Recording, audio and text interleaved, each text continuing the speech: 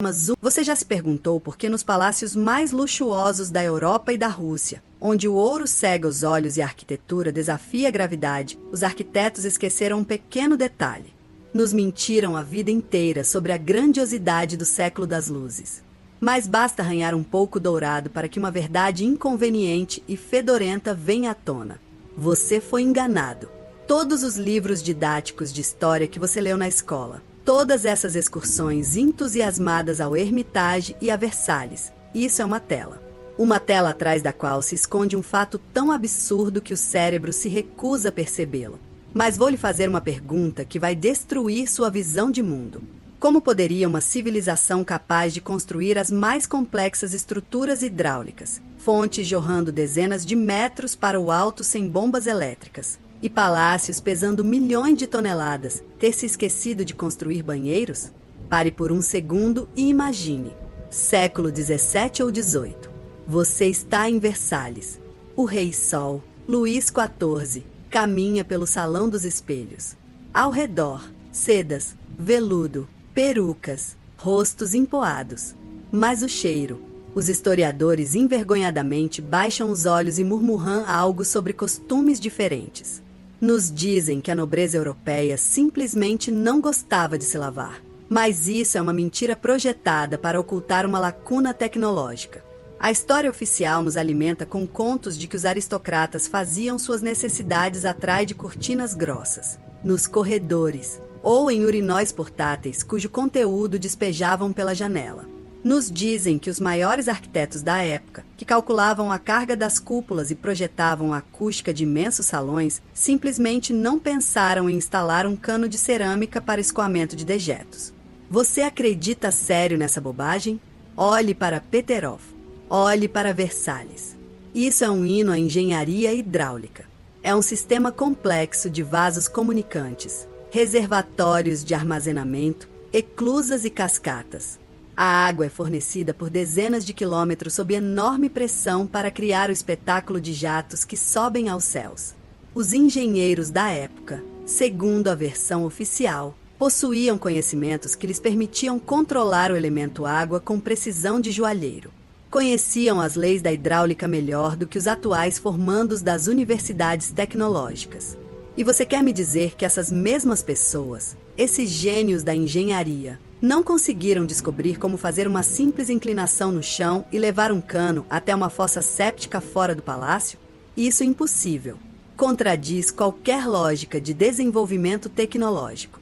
Se você consegue construir a fonte de Sansão, que rasga as mandíbulas do leão de onde jorra uma coluna d'água de 20 metros, então o sistema de esgoto é tarefa de jardim de infância para você.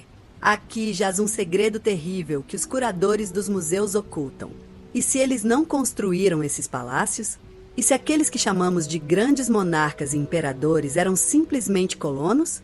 Imagine um grupo de selvagens que encontrou um arranha-céu moderno abandonado. Eles entram, veem os elevadores, mas não sabem como funcionam, e os usam como depósitos. Veem os banheiros, mas não entendem sua finalidade, e começam a defecar nos corredores, porque o sistema de drenagem está desconectado ou quebrado, e eles não sabem como consertá-lo. É exatamente isso que observamos na história dos séculos 18 e 19. Vemos o uso primitivo de objetos de alta tecnologia herdados de uma civilização anterior muito mais avançada. Estamos acostumados a chamar isso de culto de carga, quando nativos constroem aviões de palha esperando que os deuses lhes enviem comida. Mas nossos ancestrais, ou aqueles apresentados a nós como ancestrais, agiram de forma mais astuta. Instalaram-se em obras-primas de pedra, limparam-nas de sujeira e lodo, mas não conseguiram restaurar sua funcionalidade. Palácios sem banheiros não são um erro de projeto. São evidências de que a finalidade original dessas instalações era completamente diferente. Talvez o que consideramos salões de baile fossem andares técnicos ou usinas elétricas. E aqueles próprios vasos que vemos nos museus não eram usados para flores de forma alguma. Lembre-se do Palácio de Inverno. 1057 salas, 1786 portas, 1945 janelas e nenhum, ouça bem, nenhum cômodo projetado para higiene no plano original que os historiadores nos mostram. Como isso é possível? A família imperial, dona de metade do mundo, forçada a usar urinóis como camponeses em casebres, nos dizem que os sistemas de esgoto apareceram em São Petersburgo apenas na segunda metade do século XIX. Mas, ao mesmo tempo, os diques de granito, os blocos perfeitamente encaixados, a alvenaria poligonal e aquelas mesmas fontes já existiam. E isso é um oxímoro tecnológico. Ou você tem tecnologias de processamento de pedra e hidráulica, e então tem esgoto, encanamento e aquecimento. Ou você vive na sujeira e na imundície, mas aí constrói choupanas de barro de argila e palha. Não a Catedral de Santo Isaac com colunas pesando 114 toneladas. Não há terceira opção. Os historiadores tentam sentar em duas cadeiras ao mesmo tempo, falando da grandiosidade do império e de sua barbárie simultaneamente. Mas a verdade é que simplesmente estamos parasitando as ruínas de gigantes. Pense na palavra cultura. Ela implica cultivo, desenvolvimento. E o que acontecia nos palácios da Europa era degradação. O cheiro de perfume, inventado pelos franceses, não era para sedução. Era para mascarar o odor nauseante de corpos não lavados e excrementos que impregnava as cortinas de veludo. Os reis se banhavam 2 vezes na vida, ao nascer e antes do casamento. E isso nos é apresentado como normal? Não. Esse é o comportamento de pessoas que perderam o acesso à água. Em palácios onde as fontes consomem milhares de metros cúbicos de água por hora apenas para a beleza, as pessoas não têm onde se lavar. Você sente essa dissonância? A água está disponível para o espetáculo, para demonstrar poder, mas não está disponível para as necessidades básicas. Isso só significa uma coisa: o sistema de fontes funcionava de forma autônoma, perpétua, e os novos senhores da vida simplesmente não conseguiam redirecionar esse fluxo para os banheiros porque tinham medo de quebrar o que não foi construído por eles. Chegaram a edifícios prontos. Viram canos desaparecendo nas paredes, mas não sabiam para onde levavam. Viram aberturas que hoje poderíamos confundir com ventilação ou poços técnicos, e as taparam com tijolos porque havia corrente de ar. Bloquearam sistemas únicos de aquecimento por ar com lareiras porque não sabiam como operá-los. Vivemos em um mundo onde a história foi reescrita pelos vencedores. Mas esses vencedores eram bárbaros que conquistaram Roma. Só que essa Roma tinha escala planetária. E da próxima vez que você olhar para a fachada luxuosa de um palácio, lembre-se, atrás dessa fachada está o segredo de pessoas que iam ao banheiro atrás de uma cortina porque esqueceram como usar o legado dos deuses. Mas isso é apenas o começo. Se você acha que a ausência de banheiros é a coisa mais estranha, espere até examinarmos como essas fontes realmente funcionavam e por que há andares soterrados embaixo de cada palácio, sobre os quais você não pode saber. Pronto para descobrir o que os porões do Hermitage escondem? Vamos mergulhar em detalhes técnicos que fariam os cabelos de qualquer engenheiro sensato se arrepiarem. A ciência oficial afirma que o sistema de fontes de Peterhof é uma maravilha da engenharia hidráulica do século XVIII, criada exclusivamente pela força da gravidade. Nos dizem que a água era captada nas alturas de Ropcha e fluía por gravidade através de canais e canos para criar a pressão capaz de levar o jato de Sansão a 21 metros. Soa bonito até você começar a calcular. Para garantir o funcionamento tranquilo de um complexo assim, não basta valas cavadas por servos com pás. É necessário o cálculo perfeito da inclinação ao milímetro por quilômetro. Um erro e a água vai estagnar ou romper os canos nas planícies. E aqui nos deparamos com o primeiro artefato impossível, a qualidade dos canos. Durante a restauração de sistemas antigos, são frequentemente encontrados fragmentos de tubulações cuja qualidade de fundição supera muitas contrapartes modernas. São canos perfeitamente lisos por dentro, muitas vezes com conexões que hoje chamaríamos de flangeadas, mas feitos com tecnologias perdidas há séculos.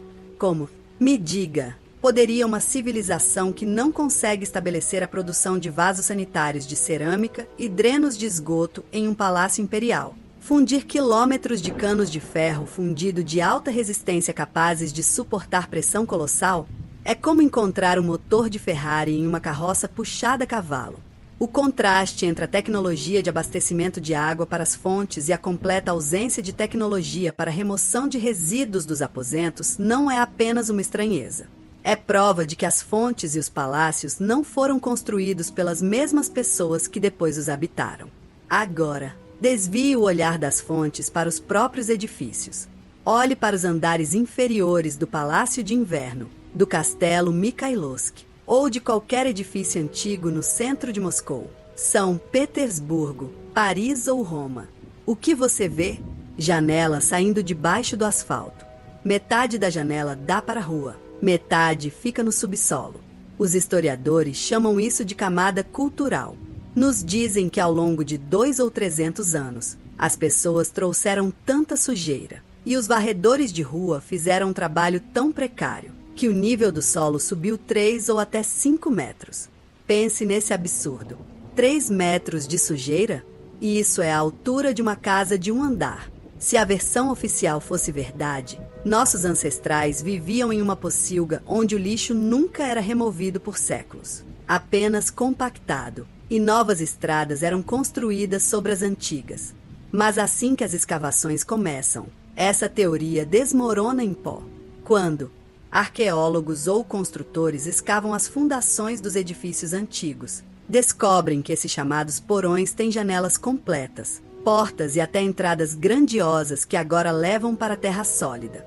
Quem em sã consciência projetaria uma janela no subsolo? Quem criaria a alvenaria bela, arcos e elementos decorativos quando ninguém os veria, pois estão cobertos de solo? A resposta é óbvia. Esses andares eram os primeiros. Estavam acima do solo. Os edifícios eram mais altos. Uma catástrofe ocorreu. Um cataclismo global que soterrou cidades sob vários metros de argila e solo. Os pesquisadores chamam esse fenômeno de dilúvio de argila ou enchimento de argila. E é precisamente isso que explica as estranhezas com o saneamento. Imagine que você tem uma casa de alta tecnologia, mas os 2 primeiros andares, onde estavam localizados os nós técnicos, purificação e sistemas de esgoto, acabaram soterrados sob uma espessa camada de terra. Você é sobrevivente ou colono recém-chegado. Ocupa os andares superiores que sobreviveram. Não tem tecnologia para escavar a cidade. Simplesmente nivela o solo até o 3º andar, transforma janelas em portas e começa a viver. Mas os banheiros ficaram lá embaixo, sob metros de argila. São inacessíveis. Os canos estão quebrados ou entupidos com solo. O que lhe resta fazer? Usar urinóis e jogar dejetos pela janela, diretamente sobre aquela camada cultural que é, na verdade, evidência de uma catástrofe planetária. Olhe para gravuras antigas e pinturas dos artistas de ruínas, como Piranesi ou Hubert Robert. Nos dizem que são fantasias dos artistas. Mas por que essas fantasias são tão fotograficamente precisas? Nelas vemos edifícios majestosos, porém arruinados e cobertos de vegetação, arcos cobertos de terra, e pessoas minúsculas se movimentando entre ruínas gigantes, usando-as para suas necessidades cotidianas. Essas pessoas cozinham ensopado sobre uma fogueira no meio de um enorme templo, secando roupas no restos de colunas antigas. Esse é nós. Somos uma civilização que veio às cinzas. Outro fato que intriga os pesquisadores é o aquecimento. Olhe o Hermitage ou Versalhes. Janelas enormes, tetos de 5 a 6 metros de altura e pequenas lareiras decorativas. Você já tentou aquecer um hangar com uma vela? No rigoroso inverno russo, quando lá fora 30 graus negativos. Essas lareiras são simplesmente uma piada, mesmo que as acendessem ininterruptamente, queimando bosques inteiros de lenha. O calor subiria para o teto, e embaixo seria um inferno gelado. A história oficial nos diz que os tsares usavam casacos de pele dentro do palácio. Mas por que construir um palácio em latitudes setentrionais com isolamento térmico de uma gazebo de verão na Itália? É suicídio, a menos que esses edifícios fossem projetados para um clima diferente ou para tecnologias de aquecimento diferentes. Existe uma teoria de que nas paredes desses palácios havia dutos de ar para eletricidade atmosférica ou outra forma de energia livre, que aquecia as paredes por dentro. As lareiras que vemos agora são adições grosseiras feitas por colonos que não sabiam como ligar o sistema principal de climatização. Eles perfuraram chaminés onde não havia nenhuma, arruinando a engenharia original simplesmente para não morrer de frio. Vemos o mesmo quadro em todo o mundo.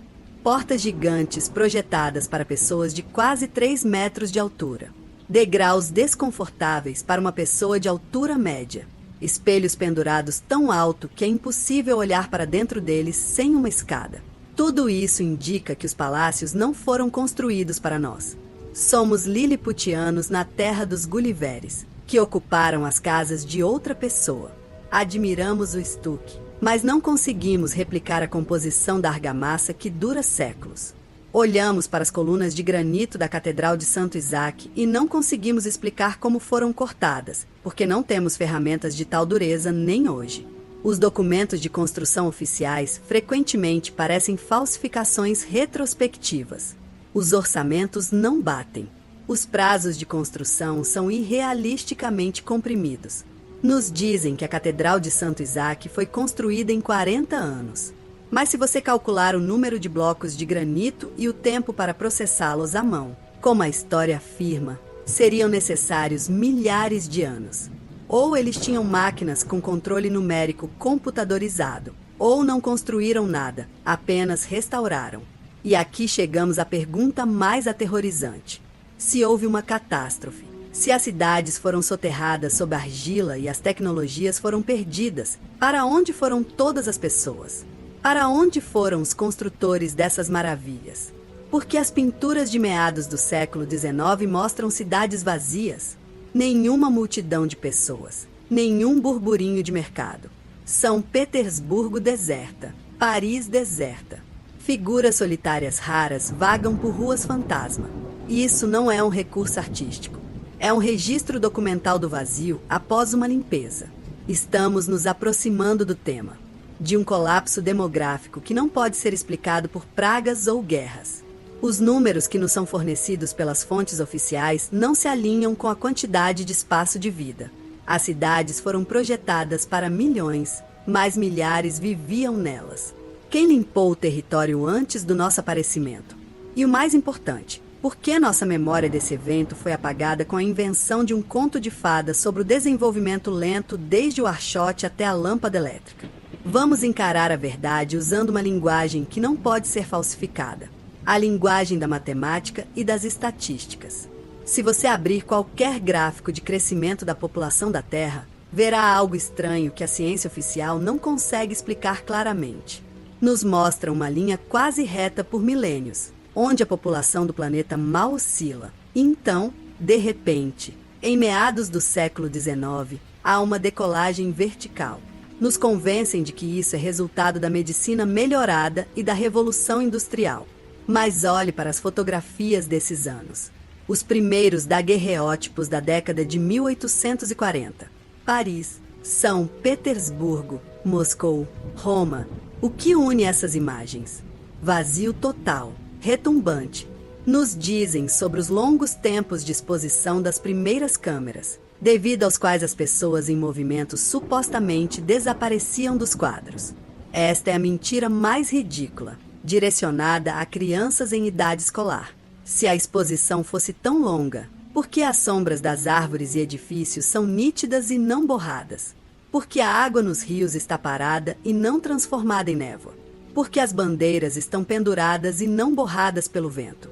E o mais importante, onde estão as carruagens? Onde estão os cavalos? Onde estão as bancas de mercado que ficam horas no mesmo lugar? As cidades estão completamente construídas, com arquitetura magnífica, com ruas pavimentadas, mas estão vazias. São cidades fantasma. São cenários aguardando os atores. E aqui chegamos ao fato mais chocante, que os historiadores tentam obscurecer com o termo urbanização. No século XIX, milhões de órfãos surgiram de repente em todo o mundo. Pense nisso. Enormes orfanatos em Moscou e São Petersburgo, abrigos superlotados em Londres e Paris. Nos Estados Unidos da América, os chamados trens de órfãos foram lançados, transportando dezenas de milhares de crianças da costa leste para o oeste selvagem, distribuindo-as a fazendeiros como mão de obra gratuita. De onde vieram essas legiões de crianças sem pais? Onde estão seus pais e mães? Todos morreram simultaneamente de alguma doença seletiva que poupou as crianças? Existe uma teoria aterrorizante de que somos uma civilização de órfãos. Somos os descendentes daqueles que foram artificialmente instalados em cidades esvaziadas após uma catástrofe. Fomos criados nas incubadoras dos orfanatos. Recebemos sobrenomes novos: Ivanovs, Petrovs, Smiths, Johnsons. Recebemos uma história simples e linear. E fomos enviados a habitar as ruínas de uma grande civilização. É por isso que não conhecemos nossas raízes além dos bisavós. Pergunte a si mesmo: quem entre vocês pode nomear seu trisavô e onde ele está enterrado? Para 90% das pessoas, a memória ancestral se interrompe precisamente em meados do século XIX. Além disso, a escuridão. Voltemos à construção. Vamos calcular a logística de construção de São Petersburgo. Nos dizem que a cidade foi construída em um pântano, onde a pedra era trazida em carroças. Para construir apenas a Catedral de Santo Isaac, centenas de milhares de toneladas de granito e mármore precisavam ser transportadas. Sem ferrovias, sem maquinário pesado, apenas por cavalos e barcaças. E o quebra-cabeça dos banheiros se encaixa em uma imagem arrepiante. A civilização anterior, que construiu esses gigantes, pode ter sido fisiologicamente diferente de nós. Lembre-se das lendas de pessoas que se alimentavam de maná do céu ou prana. Lembre-se da ausência de cozinhas nos planos antigos dos palácios. A comida era trazida de anexos do outro lado da rua? Sério? Com o tempo gelado? Ou talvez o próprio conceito de alimentação e digestão fosse diferente. Se fossem seres de uma ordem diferente, talvez não precisassem de saneamento em nosso entendimento. Poderiam ter usado tecnologias de decomposição de matéria, teletransporte de resíduos, ou simplesmente tinham um ciclo biológico de desperdício zero. Nós, os colonos, possuímos biologia primitiva. Comemos, digerimos, excretamos. E quando fomos colocados nesses salões de pedra, enfrentamos um problema. Viver aqui era luxuoso, mas não havia onde fazer as necessidades. Começamos a fazer buracos nos pisos, anexando latrinas de madeira nos quintais e direcionando canos diretamente para os canais que originalmente eram destinados à água limpa. Transformamos os canais venezianos e os rios de São Petersburgo em esgotos, porque não entendíamos seu verdadeiro propósito. Somos bárbaros que usam um microscópio para pregar pregos. Preste atenção nas portas. As portas gigantes do Hermitage, cujas maçanetas estão no nível do rosto de uma pessoa moderna. Degraus enormes que se tem de subir, não caminhar. Alturas de teto que fazem uma pessoa se sentir um inseto. E isso é arquitetura para gigantes. E em muitos livros antigos, podem-se encontrar menções de pessoas de estatura enorme que viveram há muito pouco tempo. Mas então houve uma guerra dos deuses, uma guerra dos titãs. Chame como quiser. Os vestígios dessa guerra estão em todo lugar. Lagos perfeitamente redondos que se assemelham a crateras de explosões nucleares, fortalezas derretidas, as chamadas fortalezas estreladas espalhadas por todo o planeta. A propósito, sobre as fortalezas estreladas, nos dizem que são estruturas defensivas para canhões. Mas olhe para sua geometria de cima. São antenas fractais complexas. São diagramas de placa de circuito dispostos em pedra e terra. A água que envolve essas estrelas serviu como condutor ou ressoador. Era uma rede de energia planetária unificada que fornecia energia gratuita, calor e luz. E os palácios faziam parte dessa rede. As cúpulas das catedrais não são apenas por beleza, são capacitores. As cruzes sobre elas são antenas. Os grampos metálicos dentro das paredes são fiação. Quando o sistema entrou em falha ou foi deliberadamente desligado, a civilização pereceu. Um inverno nuclear sobrevieram, ou aquele mesmo ano sem verão registrado em 1816. Os sobreviventes degeneraram. E então vieram novos senhores, tituleiros, que eliminaram os remanescentes, removeram as tecnologias e nos instalaram nas cidades vazias. Pessoas com memória curta e necessidades primitivas. Nos entregaram paz e disseram: vocês construíram isso. Orgulhem-se. E nos orgulhamos, sem notar que vivemos no cemitério dos deuses, usando seus templos como banheiros públicos. Mas o mais aterrorizante não é nem mesmo isso. O mais aterrorizante é que o processo de substituição não terminou. Vemos a história sendo reescrita agora mesmo, diante dos nossos olhos. Mas temos evidências em pedra. É impossível falsificar milhões de toneladas de granito. É impossível falsificar alvenaria poligonal em Kronstadt ou no Peru. As pedras gritam que somos estranhos aqui. Agora que entendemos que a arquitetura não corresponde às nossas necessidades fisiológicas e que a população foi substituída, surge a pergunta: para onde foi o conhecimento? Por que não encontramos plantas desses sistemas incríveis de abastecimento de água sem bombas e aquecimento etéreo? A resposta é simples e aterrorizante: foram queimados.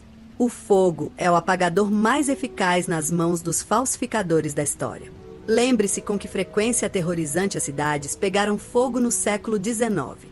O incêndio de Moscou de 1812, o grande incêndio de Chicago, São Francisco, Boston. Nos dizem, edifícios de madeira, uma vela derrubada, um acidente. Mas cidades construídas de pedra e tijolo queimaram até as cinzas, como se estivessem encharcadas de napalm despejado dos céus. Pedra não queima, mas nas fotografias desses anos, vemos blocos de granito se desintegrando em areia. E isso era uma limpeza. Não apenas casas eram destruídas, as evidências eram destruídas. Bibliotecas e arquivos queimavam com particular minúcia. Isso acontece há séculos e continua até hoje. A Biblioteca de Alexandria, a Biblioteca do Congresso dos Estados Unidos, a Biblioteca Lenin em Moscou. Cada vez que alguém chega perto de desvendar a cronologia real ou encontra documentação técnica dos deuses, ocorre um curto-circuito ou um incêndio criminoso acidental. Livros de censo, plantas, mapas do velho mundo queimam. Ficamos apenas com livros didáticos reescritos que nos dizem que camponeses analfabetos com cinzéis construíram obras-primas que não conseguimos replicar hoje com lasers e guindastes. Mas o espetáculo mais cínico são as chamadas exposições universais dos séculos XIX e início do XX. Paris, Chicago, Saint-Louis. A versão oficial afirma que para essas exposições, cidades antigas gigantescas com cúpulas, colunatas, canais artificiais e iluminação elétrica foram construídas em apenas 1 ou 2 anos. E depois que a exposição encerrou, tudo foi demolido, porque os edifícios eram supostamente feitos de estafe, uma mistura de gesso e palha. Você acredita nisso? Olhe para as fotografias desses pavilhões temporários.